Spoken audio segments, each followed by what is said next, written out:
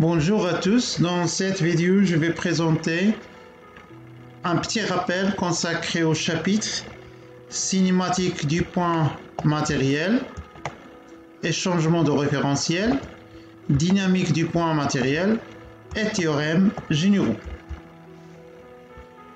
Premièrement, je vais commencer par la définition du vecteur vitesse et vecteur accélération. On considère un référentiel R absolu d'origine O et d'axe OX, OY, OZ, muni de la base orthonormée directe IJK. On définit le vecteur vitesse instantanée de M dans le référentiel absolu R, noté V de M par rapport à R, par la relation suivante. La vitesse du point M dans un référentiel absolu R égale à la dérivée par rapport au temps du vecteur position OM par rapport au référentiel absolu R. Il s'agit alors du vecteur vitesse absolue. Concernant le vecteur accélération instantanée de M dans un référentiel absolu R, noté gamma de M par rapport à R, est défini par la relation suivante. Gamma de M par rapport au référentiel absolu R, ou bien l'accélération du point M dans le référentiel absolu R égale à la dérivée par rapport au temps du vecteur vitesse absolue, ou bien la vitesse du point M par rapport au référentiel absolu par rapport au référentiel R, c'est-à-dire par rapport au référentiel absolu, qui est égal à la dérivée seconde par rapport au temps du vecteur position OM par rapport au référentiel absolu R. Concernant la deuxième partie consacrée au changement de référentiel, on a démontré deux lois. La loi de composition de vitesse et la loi de composition d'accélération. Concernant la loi de composition de vitesse, on considère un référentiel R absolu d'origine O et d'axe OX, OY, OZ et un référentiel R1 relatif d'origine O1 et d'axe O1, X1, O1, Y1, O1, Z1. On a montré que la vitesse du point M dans un référentiel absolu R égale à la vitesse du point M dans le référentiel relatif R1 plus la vitesse absolue de O1, c'est-à-dire la vitesse du point O1, origine du référentiel relatif dans le référentiel absolu R, plus le vecteur rotation de R1 par rapport à R vectoriel O1M. Donc c'est très important de retenir cette relation. On peut écrire cette relation sous cette forme, que la vitesse de M par rapport à R, ou bien la vitesse de M dans le référentiel absolu R, c'est la vitesse absolue de M, égale à la vitesse relative de M, c'est la vitesse du point M dans le référentiel R1, plus la vitesse d'entraînement de M, c'est la somme de la vitesse absolue de O1 plus le vecteur rotation de R1 par rapport à R vectoriel O1M. Aussi, il faut retenir que la vitesse relative de M, c'est la dérivée par rapport au temps du vecteur position O1M, avec O1, c'est l'origine du référentiel relatif par rapport au référentiel relatif R1. Et la vitesse d'entraînement de M, c'est la vitesse absolue de O1, c'est la dérivée par rapport au temps du vecteur OO1 par rapport au référentiel absolu R, plus le vecteur rotation de R1 par rapport à R vectoriel, le vecteur position O1M. Il faut noter que O1, c'est l'origine toujours du référentiel relatif R1.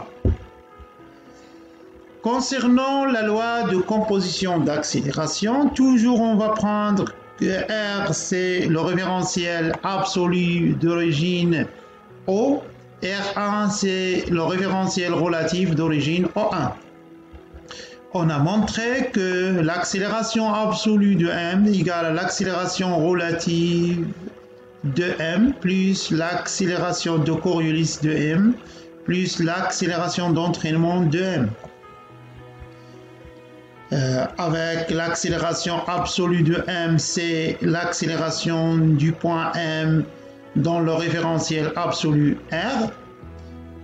Et l'accélération relative de m, c'est l'accélération du point m dans le référentiel relatif R1.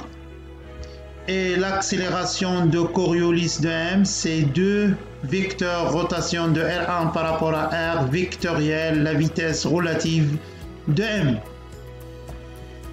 Et l'accélération d'entraînement de m, c'est l'accélération absolue de O1 plus la dérivée par rapport au temps du vecteur rotation de R1 par rapport à R par rapport au référentiel absolu R vectoriel O1M, le vecteur position O1M, plus le vecteur rotation de R1 par rapport à R vectoriel, le vecteur rotation de R1 par rapport à R vectoriel, le vecteur position O1M.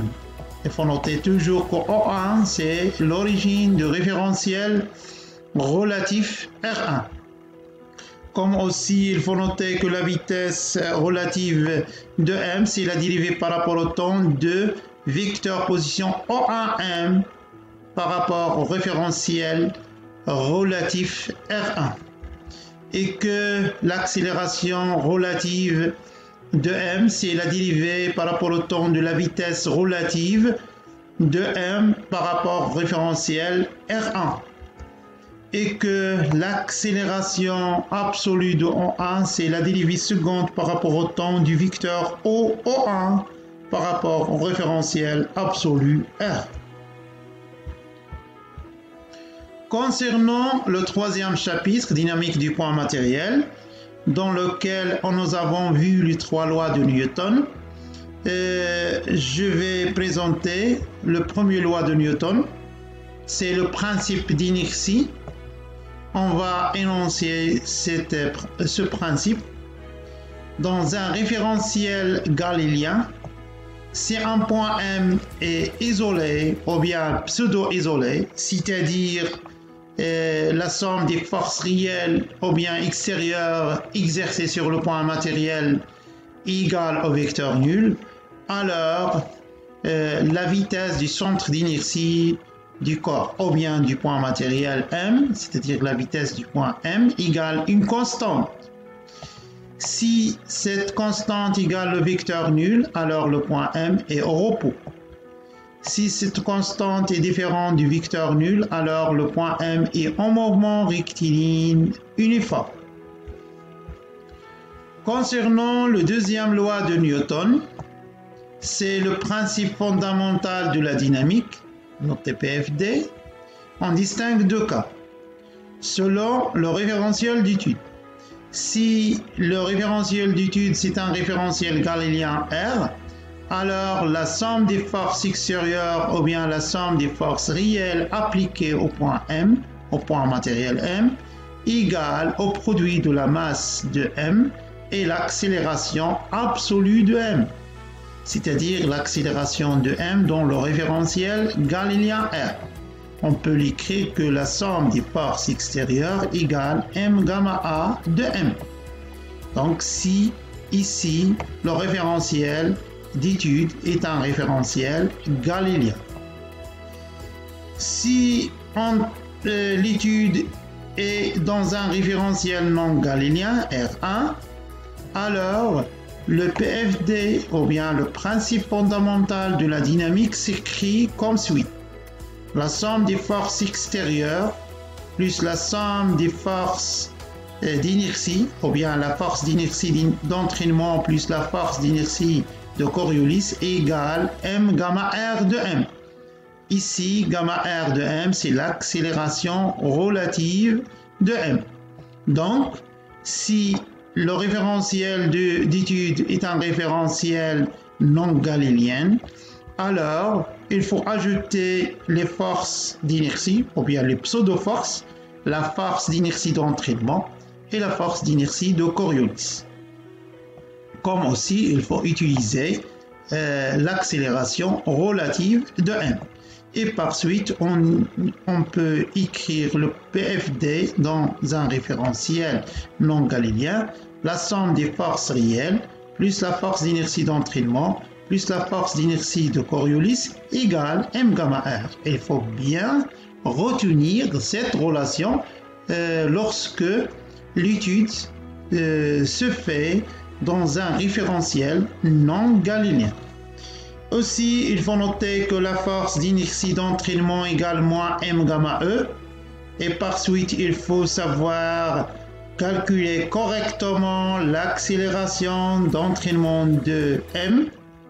Comme aussi, la force d'inertie de Coriolis égale moins M gamma C de M, c'est-à-dire l'accélération de Coriolis. Et par suite aussi, il faut savoir calculer l'accélération de Coriolis de M.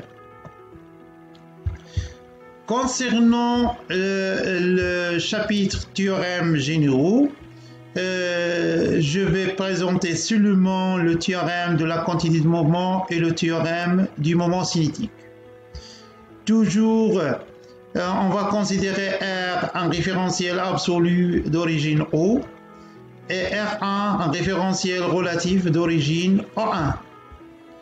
Pour le théorème de quantité de mouvement dans un référentiel galiléen est le suivant. La dérivée par rapport au temps du vecteur quantité de mouvement de M dans un référentiel R par rapport au référentiel absolu ou bien galiléen R égale à la somme des forces extérieures, c'est-à-dire à la somme des forces réelles appliquées au point M. Ici, il faut noter que P de M par rapport à R, c'est la quantité du mouvement de M dans R, qui est égale au produit de la masse fois la vitesse absolue de M. C'est très important. Dans un référentiel non galiléen, alors la dérivée par rapport au temps du vecteur quantité de mouvement égale à la somme des forces extérieures plus la force d'inertie d'entraînement plus la force d'inertie de Coriolis. Donc s'il s'agit d'appliquer le théorème de quantité de mouvement dans un référentiel non galiléen, c'est la dérivée par rapport au temps du vecteur quantité de mouvement par rapport au référentiel R1 qui est égale à la somme des forces réelles plus la force d'inertie d'entraînement plus la force d'inertie de Coriolis. Toujours, il faut noter que P de M par rapport à R1, c'est le produit de M fois la vitesse relative de M. Je passe maintenant au théorème du moment cinétique. Premièrement, on va définir le moment d'une force F par rapport à un point O. Donc, c'est la grandeur vectorielle M de F par rapport à O qui est égale au produit vectoriel de OM, vecteur position vectorielle F. Concernant le moment cinétique par rapport à un point O ou bien un point O dans un référentiel R, donc on note le moment cinétique par sigma. Sigma en O de M par rapport à R est égal à OM vectoriel, la quantité de mouvement P qui est égal à OM vectoriel MV. Concernant le théorème du moment cinétique dans un référentiel galiléen R, égale à la dérivée par rapport au temps du moment cinétique en O de M par rapport à R par rapport au référentiel galiléen R qui est égal à OM vectoriel la somme des forces extérieures. Et comme vous savez, le moment c'est OM vectoriel F, donc c'est la somme du moment des forces extérieures ou bien réelles appliquées au point M. Si le référentiel d'étude est non galiléen, alors est d'origine O1, donc si on va considérer ici que le point O c'est O1, donc la dérivée du moment cinétique en O1 par rapport au temps de M dans R1 par rapport au référentiel R1 égale à O1M vectoriel, la somme des forces réelles plus la force d'inertie d'entraînement plus la force d'inertie de Coriolis. Bon courage et bonne continuation.